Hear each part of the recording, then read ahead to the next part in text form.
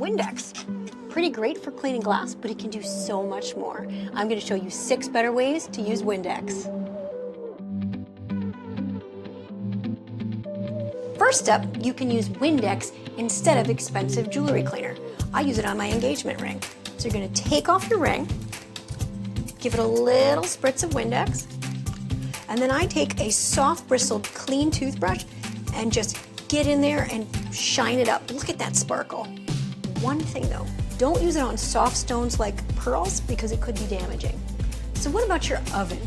Mine gets greasy and gross. One of my favorite things to clean it up is Windex. But here's a pro tip. I like to spray the cleaner directly on the paper towel instead of the surface. I find that more effective. Here we go. And look at that. Sparkly, sparkly. What about your countertops? So I've got granite countertops here and they can get pretty messy and gross. Again, I'm going to take my paper towel, spritz it with my cleaner, and go like this, right over the mess. Fingerprints. Fingerprints drive me nuts in the kitchen on my stove. So what can you do for that? Same thing.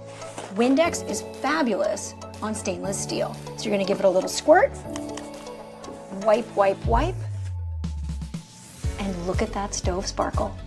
Do you ever get a stuck zipper coming out of the laundry? I've got a fast fix for that. Windex to the rescue again. But here I want you to use the clear version, not the blue, to avoid any staining. You're just going to spritz it right on the zipper and watch it go down with ease. And finally, your patio furniture. Plastic, aluminum, wicker. This is going to be your best friend. So give it a good spritz. Let it sit for a second. Wipe it clean. Ooh, yuck, mine was pretty dirty.